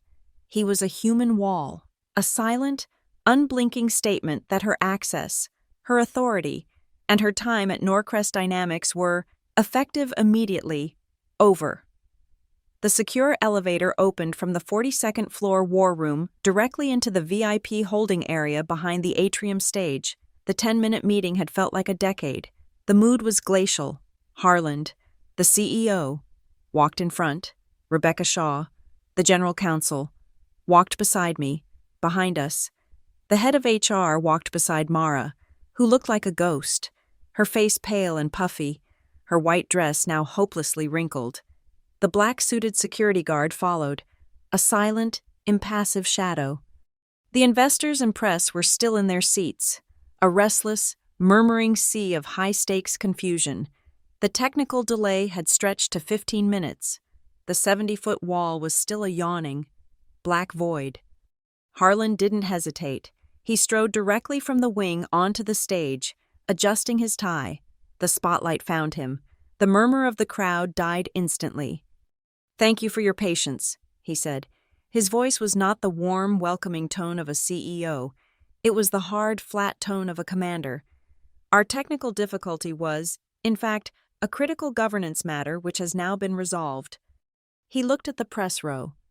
"I have ordered the broadcast director to reactivate the live stream. What I say to our investors, our press, and our partners here, I say to our entire global company." The red recording light on the main camera blinked on. We were live. Norcrest Dynamics is, and will always be, a company committed to the truth and to integrity. Harlan said, "We have just discovered that a number of visual assets shown in the Faces of Norcrest presentation, moments ago, were systematically and intentionally manipulated." A sound rippled through the atrium, not a gasp, a low, sharp intake of breath. The press began to type, furiously. These manipulations were a profound violation of our corporate ethics policy and a breach of trust. Harlan paused, letting the weight of the words land.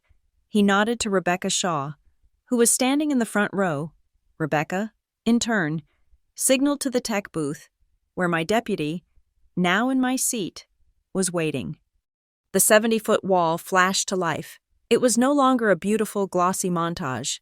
It was a forensic report. The screen split. On the left, a header in bold. Red letters, manipulated record. On the right, in green, corrected record. The images appeared, side by side. On the left, the clean Harborline team photo, the empty space glowing under a red digital circle.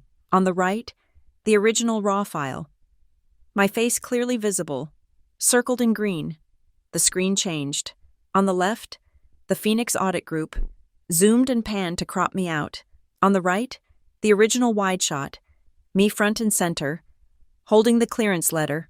The screen changed again, the year in review video.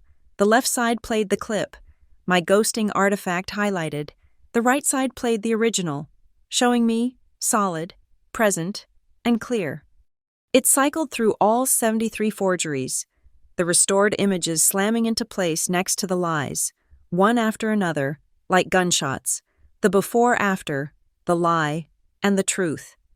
The low murmur in the crowd turned into a low, angry hum. Investors were looking at each other, their faces grim. This wasn't a creative dispute. This was a data integrity crisis, revealed on a live earnings call. And then, the employees, I watched them. They looked at the screen. at the two versions of reality. Then, row by row, they turned their heads. They were searching. They were looking for me. I was standing near the front, off to the side, next to Rebecca, one by one. Their eyes found me. I saw recognition. I saw shock. I saw, in the faces of my own team, a dawning, furious understanding. I did not smile. I did not look triumphant. I met their gazes, and I gave a single, slow nod. Yes, this is what happened. On stage, Harland had let the visual evidence speak for itself. Now, he spoke again. The employee whose contributions and presence were systematically and intentionally erased is the head of our Controls and Records Division, Ava Calder. He turned and looked directly at me. Ava, please join me. A new spotlight hit me. The air became thick. I heard the whir click of a dozen press cameras focusing, capturing my face. I walked from the floor, up the small side stairs, and onto the stage. The sound of my heels on the engineered wood surface was the only sound in the atrium. It felt like a drumbeat. Harland stepped aside. Seating the podium, I stepped up. I adjusted the microphone, the small thump echoing in the vast, silent room. I looked out. I saw the investors. I saw the press. I saw the hundreds of my colleagues. And I saw, in the second row, my mother. Mara had invited her to watch her great triumph. My mother was sitting there, her hands clasped so tightly her knuckles were white. She looked small, and for the first time in my life, she looked utterly lost. I gripped the sides of the podium. My sister, I said, the word cutting the silence, was a brilliant storyteller, but my job is not to tell stories. My job is to protect the record. What you saw, I gestured to the wall, was not a creative choice. It was an attempt to falsify that record, to steal. I leaned forward. Credit is not a commodity. It is not an asset to be managed or optimized. It is the oxygen of labor. It is the acknowledgement of existence. You cannot, and you must not, suck the oxygen from your colleagues' lungs just so you can breathe more deeply. The press cameras flashed. This was never just about me, I said, and I reached into my blazer pocket. I pulled out a small, black remote, the real remote, the switch I had built. This was about every record she falsified. The remediation plan, approved unanimously by the executive committee, is not just to put me back, it is to make the entire record right. I pressed the button. The before-after split screen vanished. The wall was instantly flooded with a new kind of data. It was a cascade of project files, reports, and decks, and next to each one, the restored, correct, and verified credit. Project, Harbor Line Data Integrity. Status, corrected. Credits, Ava Calder, lead. Raj Singh, Maria Alvarez, Ben Johnson. Project, Phoenix Audit. Status, corrected. Credits, Ava Calder, lead. Ben Johnson, Internal Audit Team. Asset, Q3. Investor Deck, Risk Chart. Status, corrected. Source, Ava Calder, Controls and Records. The lie. Comms team was gone. It was a waterfall of truth, of names, of restored honor. I could hear gasps from the engineering sections as people saw their names, their contributions, finally acknowledged, pulled from beneath the comms team blanket credit Mara had thrown over everything. This wasn't an execution. This was a liberation. I looked down at the second row, at my mother. Her head was bowed. She was staring at her own hands, defeated. The lie she had enabled, the perfect family picture she had demanded, was shattered. Next to her, Mara. Her face streaked with tears, looked up at me. Her entire body was trembling. The cameras were on her, the boom mic swinging low. She whispered it, a desperate, broken sound that the hypersensitive podium mic just barely caught, a sibilant hiss that carried through the room. Ava, I'm sorry. I looked at her. I felt nothing, just the cold, clean satisfaction of a closed ledger. I leaned away from the microphone. Just enough, and I shook my head. Once. Not necessary, I whispered, to no one but myself. Just the truth. As if this were their cue. Rebecca Shaw and the head of HR stepped away from the stage. They walked down the aisle and stopped, perfectly in sync, at the end of Mara's row. They did not make a scene. They simply stood there. Rebecca held out a leather-bound folder and a single, elegant, fountain pen. Mara looked at them, then at me, then at the CEO. Her escape was gone. Surrounded by investors, press, and the entire company, she was checkmated. Her hand, when she reached for the pen, was shaking so violently she could barely grasp it. Rebecca opened the folder for her. It was the formal, documented suspension and notice of termination hearing. We all watched. The cameras all zoomed. We watched her sign the acknowledgement. The bold, confident Mara Calder signature I had seen my whole life was a spidery, broken scrawl. The pen clattered against the folder as she handed it back. The act was done. On stage. Harlan stepped forward. He put a hand on my shoulder. Norcrest thanks Ms. Calder for her integrity and her courage. He began to applaud. It was not the thunderous, celebratory applause of a keynote. It was not the polite applause of a town hall. It was a different sound. It was slow. Then it grew. It was the sound of my colleagues, the engineers, the auditors, the legal team, realizing what they had just seen. It was the sound of 500 people breathing out, all at once. It was not an ovation. It was, as the outline had predicted, a corporate sigh of relief. I did not stay for it. I did not bow. I gave a single nod to Harlan, stepped back from the podium, and walked off the stage. I walked past the press row, their cameras still flashing. I walked down the main aisle. I walked past the second row. I did not look at my mother. I did not look at my sister, who was now being quietly, firmly, asked to stand by the black-suited security guard. I just kept walking. I didn't look back. The last thing I saw was the 70-foot legacy wall, no longer a monument to a lie, but a living, scrolling, corrected ledger. My work was done. I did not wait for the applause to die. I walked off the stage, down the steps, and into the main aisle, my steps steady. The sound of that strange corporate exhalation followed me, but it was just noise. The flashes from the press row were like static. I walked past the second row. I did not look at my mother. I did not look at my sister. Mara was still sitting, frozen, as Rebecca and the head of HR stood over her, the signed folder in Rebecca's hand. The black-suited security guard had moved, almost imperceptibly, to block the end of the aisle. Her exit, and her world, had been contained. I didn't stop walking until I reached the massive glass doors at the back of the atrium. I was about to push through them, back into the quiet of the main lobby, when Harlan's voice, sharp and commanding, cut through the din. "Ava." I stopped, my hand inches from the glass. I turned. He and Rebecca Shaw had followed me, navigating the confused crowd. We were, for a moment, in a pocket of silence, separated from the chaos by the press of bodies. Harlan didn't look flustered. He looked energized. "The head of corporate integrity," he said, not bothering with pleasantries, "submitted his resignation an hour ago, effective immediately." He appraised me, his gaze flat and unblinking. He cited a hostile environment for narrative management. Good riddance. He adjusted his suit cuff. "I'm offering you the role, acting head of integrity, for the entire global division. You'll report directly to me and the board. The division is yours. Your budget is whatever you need it to be." I looked at him. I looked at Rebecca, who watched me with a neutral, lawyer's gaze.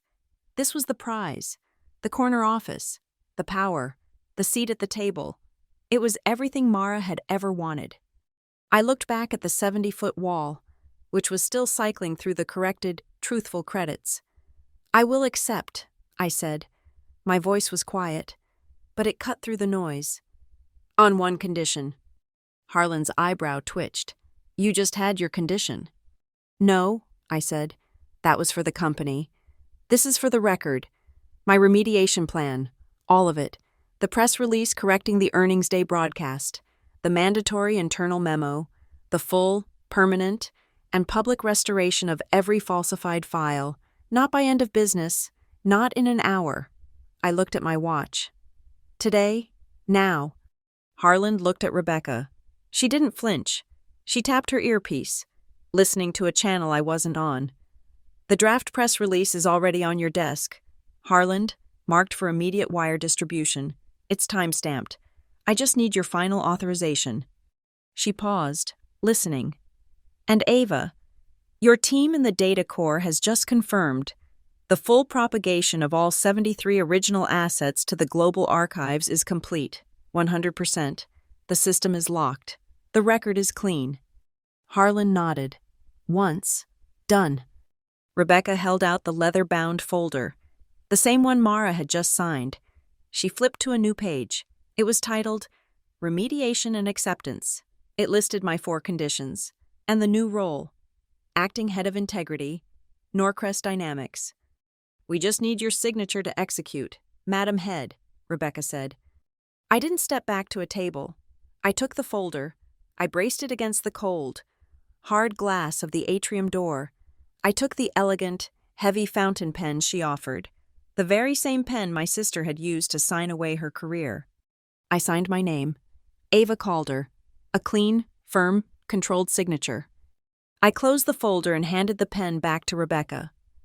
My work was, for the first time, truly, finally, done. The noise of the atrium, the frantic questions from the press, the shocked whispers. It all faded into a low hum. The main broadcast camera, the one on the long, sweeping boom, was swinging around. It was hunting for the story. It was looking for the next moment. It found me. The red light blinked on. I was live, again, alone by the exit. I looked straight down the barrel of the lens. I wasn't speaking to Harland, or Rebecca, or the press. I was speaking to the system. I was speaking to the ghost in the machine. I was speaking to anyone, anywhere, who had ever been erased. Put me back, I said. My voice was clear and final. And leave me there. As if on my command. The 70-foot wall behind me settled. It stopped cycling. It displayed one, final, massive image. The harbor line, Tiger Team photo, the original, the raw file. My face, 20 feet high, alongside my colleagues. Our names listed, clear and permanent, at the bottom. The chaotic atrium lights, the bright, hot spotlights, the camera flashes, they all dimmed, just a notch, as the production team began to shut down the disastrous broadcast. The house lights settled. In the sudden, relative quiet, a new sound emerged, the low, steady, mechanical hum of the 70-foot wall's cooling fans. It was the sound of the machine, breathing, the sound of the record, holding. I turned my back to the camera. I turned my back to the stage. I faced the glass doors. The security guard who had been waiting for Mara now moved to the door, opening it for me, clearing a path from the chaos I had created. I stepped out of the atrium, into the clean, quiet, sterile blue light of the main lobby. The screen cuts to black. The end. Thank you so much for listening to this story.